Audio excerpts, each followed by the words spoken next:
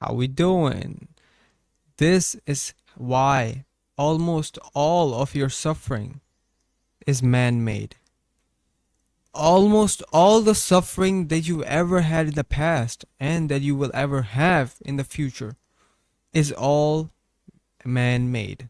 I say almost because there are going to be some times where you're instinctively going to feel the sense of suffering, where you're instinctively and out of human nature, that moment actually commands you and demands you to suffer a little, to experience the pain a little. For example, a loss of a loved one. You see, I'm not saying like a breakup. That is also one thing. That is also like emotional suffering. But losing somebody, God forbid, dies, and you love them immensely, and you had like your entire life dedicated towards them, and they just die in a plane crash, God forbid, but that demands a little bit of suffering. I mean, not a little bit, but tons of suffering. But that is where the situation demands for it. Other than that, I'm not saying about these type of suffering where you're losing your loved ones. I'm saying about the suffering where people are tormented in their own heads by overthinking. They're making up scenarios that have never happened. They're before going to sleep, they're thinking about all and fantasizing about all the things that could go wrong, and that has never went wrong. That didn't even happen, and they're assuming that it happened, and they're suffering because of it. I'm talking about that kind of suffering. Almost all of it is man-made. We suffer more in our minds than we suffer in real life. Literally, if you take a person's life, if you take somebody who's really miserable, who had it the hardest way possible, and you take his entire life, you dissect it, and then you take what is going inside of his mind, and then when you compare the two, you're gonna find that it was extremely painful in his mind. He was tormenting and torturing himself in his own mind more than the situation actually demanded it, or the situation was how painful the situation was. I'm telling you. The thing is, and I'll give you an example of it. The thing is, most people think that the situation that they're in requires more suffering. That if they're not really experiencing the pain, then they're not growing. People have this weird mindset, and I talk about this on my other videos as well, that people are saying no pain, no gain, or pain is required for growth. And somehow this limiting belief has been instilled in our minds so much to the point where we're operating with this belief that pain equals reward in some way. Surely we don't admit it most of the times, but we're operating with that paradigm almost all the time. People have this notion that if they have a painful experience, for example, you're walking and you step on a thorn and you're stung a little bit. It's like you walk on a thorn and it has kind of caused you a little bit of pain, and then you realize, oh shit, it's stuck on my feet, and then you go and pick it up, and then there's a little bit of pain when you're walking, right? Now this is one situation. The second is you go out there, this thorn is stuck on you. You're pricked by this thorn, and you're screaming like a whale. No, what has happened to me? Why? And then you're looking at your feet going, oh shit, I'm gonna die. No, no, no, no. My entire life is ruined. What do I do now? And then you're not picking up this thorn, which is causing you more pain. You're not picking it up and throwing it away from your feet. You're just literally crying and just complaining that your life is doomed now because this thorn might be poisonous, or this thorn might end your life in some way that you won't be able to walk. Now, when I say all of this, it seems like I'm exaggerating and that it's an absurd example, right? And that, wait, how can I never walk again if I'm just pricked by a little thorn, like a little tiny thorn? What's gonna what is it gonna do for me? Like I might be over exaggerating when I say this, but the thing is, most people are overthinking way too ahead, and like even more significantly than this example, and to the point where they sound irrational, but they just don't know it yet. they they're saying everything is echoing inside of their head, and if they were to put these words, this voice in like a loud, if they were to say these things out loud, they would sound absurd. Like people, you would call them mental. Like what are they on about? But this is the reality of us. Like we tend to overthink and go overboard with our analysis paralysis to the point where we're actually thinking about absurd thing that doesn't even make sense. And if we were to put these things into words, we would sound atrocious. And yet still we're suffering internally in our mind and not picking up the thorn, which is gonna make us, which is gonna take the pain away in the first place. We have the thorn stuck in our feet the entire time, and then we're fantasizing or thinking about the worst case scenarios. Oh, what if the thorn is poisoned? Then my life is doomed. What if the poison is already in my leg and they have to cut your leg? Get a hold of yourself. Listen to what you're even saying. Listen to the voice that is echoing in your inside your entire head. Listen to it. You sound absurd. And I'll give you an example for it. If that wasn't harsh enough, I'll give you an example in nature actually. We're not the only beings that partake in this weird overthinking suffering, in this intentional suffering. And I'll say that suffering is man-made, but it's also universal as well. Let me tell you why. I'll give you an example of animals which undergo the same thing, like the same absurd notion. Let me tell you how. First is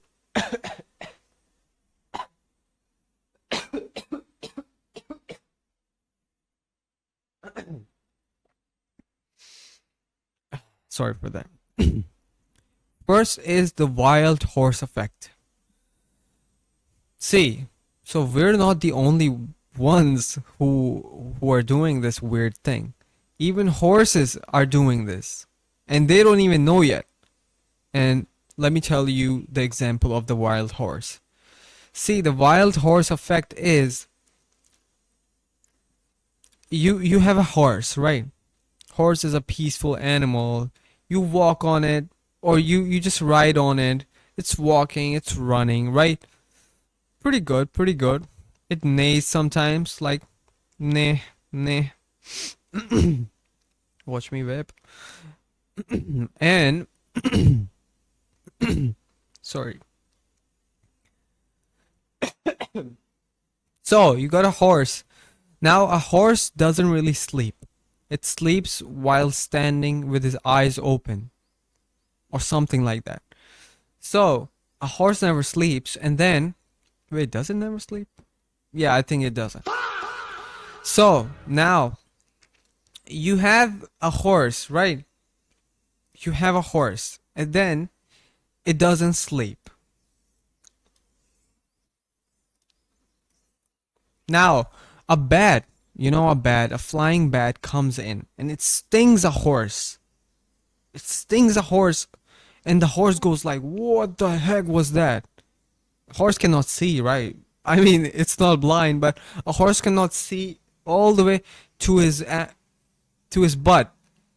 So imagine you're the horse. Imagine there's a horse, and then out of nowhere, what is it called? A bat just flies over, stings the butt of a horse.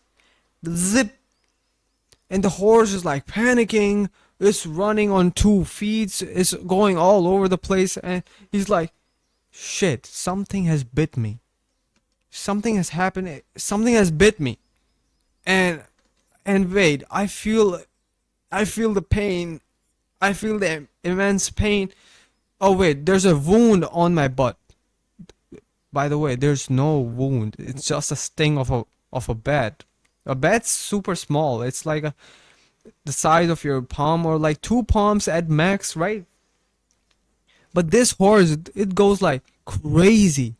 The horse runs around, and this horse thinks that he has caught a wound. There's a huge wound on his butt. So it runs and runs and runs, thinking that this wound is now increasing. And as this horse is running, with horses, when they run a lot, they tend to become exhausted and they need rest. This is why you've seen the horses. They're like panting for air after they've went on galloping, right? When they've ran a lot, they have to really just stand there, rest, take a breather. But this horse, who thinks he's been stung by who has his butt ate by a lion, pause.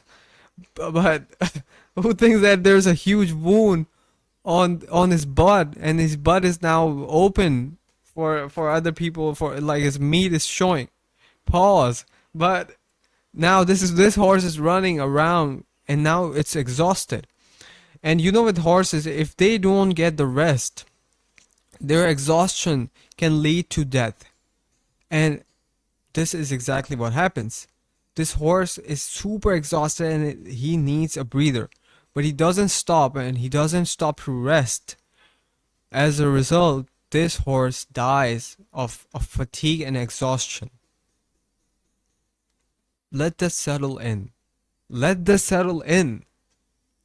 A horse which was bit by or stung by a little, what is it called? Bat. By a little bat is now dead because of his overthinking. And I'm not making this up. This is called the wild horse effect in psychology. You can look this up. The horse dies because of his overthinking. Because his mind was torturing him.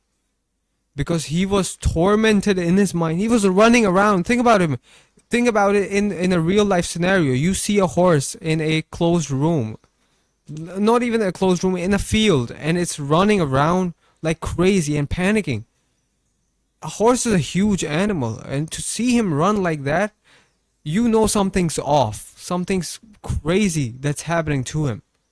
And some animals have this disease where they're just running around and thinking that something's causing them harm, and you feel bad for them. But you're the horse in most scenarios. You're overthinking and just running around panicking about nothing and suffering internally and torturing your own self, while the situation doesn't even demand that sort of tension or that sort of pressure for you to even take. And this is just one example of it. Just one. Think about it. First, let it settle in. Let me give you a few seconds just so you can settle in how crazy the horse looked. You know how embarrassing that would look if you were to watch this horse run? Like, think about it. You watching a panicking horse? That's crazy. And it looks embarrassing. Let that settle in. Let me give you a few seconds.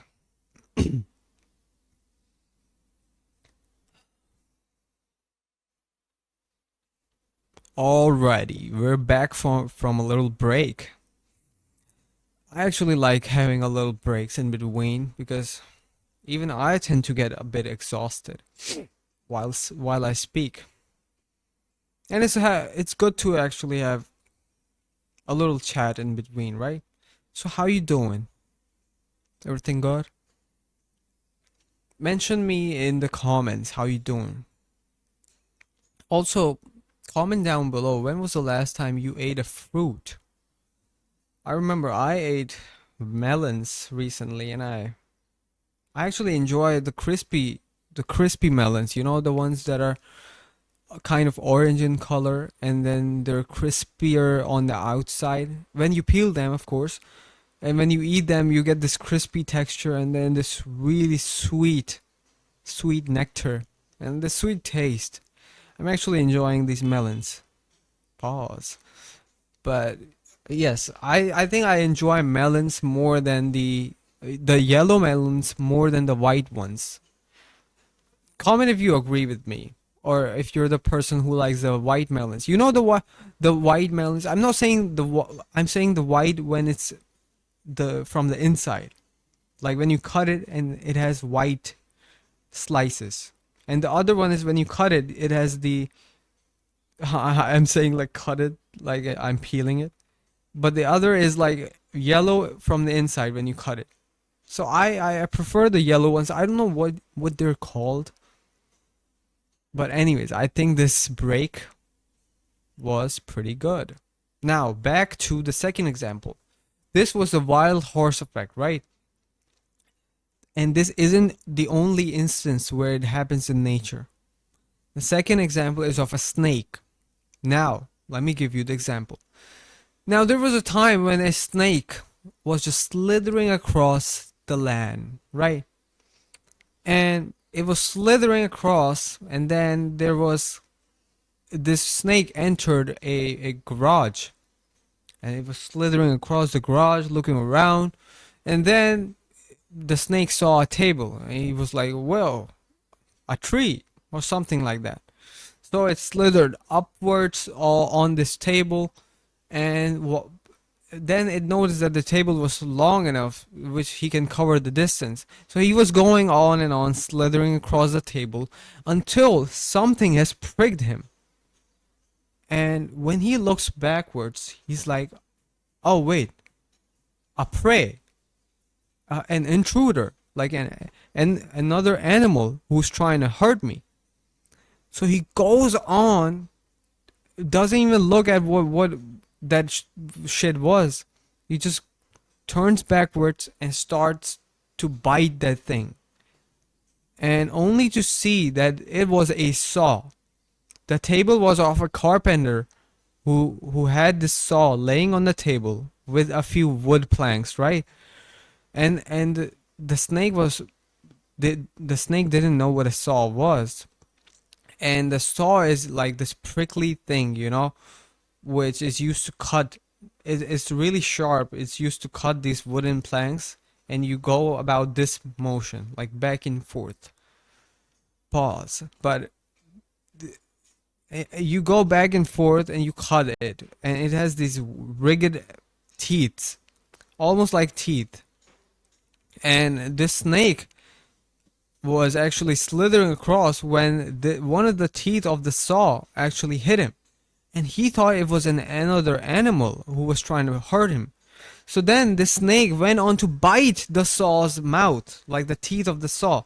And as you can expect, these are the sharp, prickly teeth of the saw, and this is the snake bite. And when the snake bit that sharp teeth of the saw, naturally the snake caught more wound. Now it's the wounds on the snake's mouth. Previously, there was a little tiny cut which the snake had had because of his slithering across the teeth of the saw.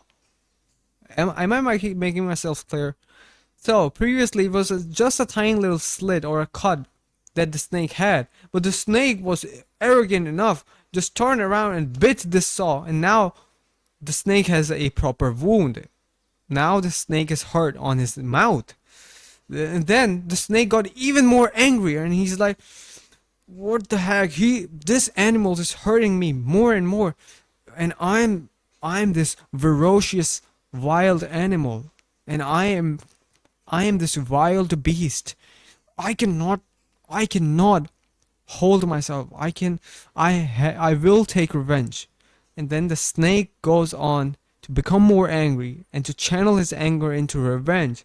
And then the snake actually slithered all across and wrapped himself all across the teeth of this sharp saw.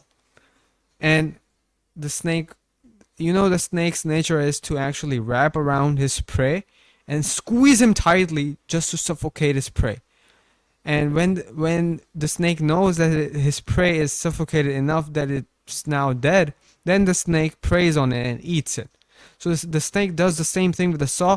He wraps himself around it, the sharp edges of the saw, and then he forces himself and squeezes it tightly to the point where he thinks he's going to suffocate this wild beast who's trying to kill him. And in the process, he suffocates. He squeezes himself so tightly that the sharp edges of the saw literally ingrains in him to the point that he dies, to the point of killing him completely. Now the sharp teeth have literally penetrated all of the flesh of the snake, and the snake dies while being wrapped around on this saw. When the carpenter comes, he's watching the snake wrapped around the saw, with the snake's mouth having the wound, with the snake's entire body now covered with blood, and the snake's lifeless body is just laying around there. Now, the carpenter is shocked, just as you're shocked to hear about this analogy. Now, the moral of this story is, the lesson that we can learn is that look at how small and tiny the pain initially was for the snake. When the snake was slithering across the table, and the sharp edges of the saw literally just had a tiny cut on his body, just a tiny little cut, which equated in nothing. And if the snake moved on and carried about his slithering across the table and then moved on from one room to another or just anywhere, he would have survived. Not only that, but he would have had his entire body intact as well. But the snake had his mindset extremely messed up, that he was like, I need to take the revenge. I need to hurt them back. And the thing is, his mind was telling that he was hurt. So most of the times, we're not even hurt in real life. And we think, and our negative perception and our societal conditioning, our entire childhood conditioning has shaped us to believe that something happened in the present that is hurtful. While in reality, it's not even hurtful to begin with. We see this all the time. People do something for us and we believe that they have ulterior motives, that they have done this to hurt us. And we just operate with this perception that they have negative things out there. They have negative motives for us, which is for the most part not even the case. Our mind is our enemy at that time. So we need to realize that at how many instances have our mind been wrong, and on how many instances have our mind actually made us the wrong person and made us do the wrong thing and made us believe that we were actually suffering, while actually the situation was really nothing, neutral and peaceful to begin with. So this is the first thing, knowing that the mind could be our enemy and being really cautious of following our mind's order at that time. The second is that the snake looked back and it just attacked other person, and he wanted revenge. Now the snake attacked other person. Notice the pattern here. We tend to attack others thinking that somebody is out there to attack us, while nothing is there to begin with. There are no enemies. The only enemy is within us. Until we conquer the enemy within us, there's always going to be these so-called enemies out there. In our perception, it's not going to happen in real life mostly, unless you go out and shoot somebody or punch them. Now notice the first instance, the snake bites the saw. and then it gets wounded. So if you tend to go and out there and hurt other people, you're gonna be afflicted with hurt and pain because of you. The second thing is, after the snake was hurt and his mouth is now wounded, the snake goes on to take revenge. The snake grew more and more angry. Now, if the snake stopped there, he would have just ended up with just a wound on his mouth, and he would have survived. He would have not died if he just stopped there. But the snake went on and on. So you could be hurt right now, and for rightful reasons.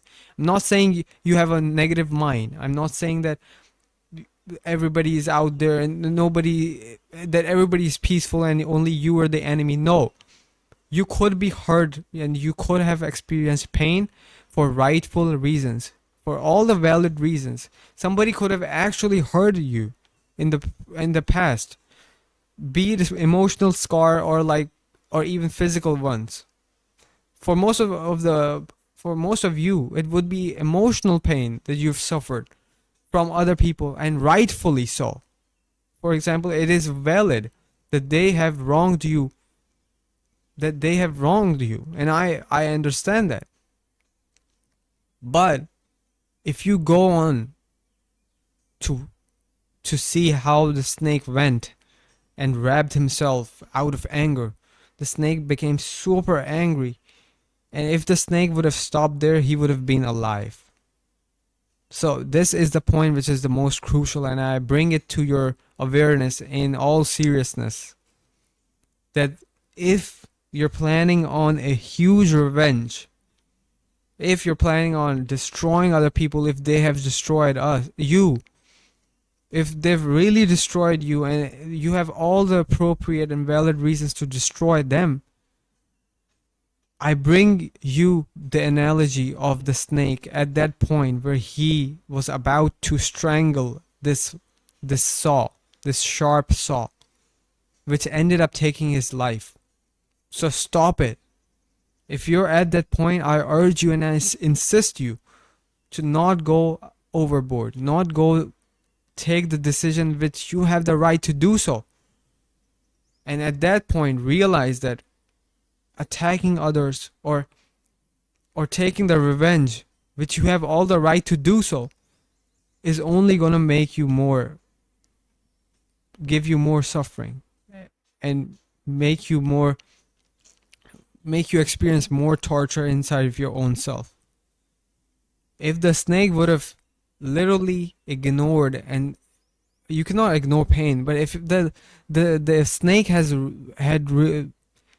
if the snake had forgiven the saw at that time, he would have ended up slithering across with just one wound, and he would have just been alive.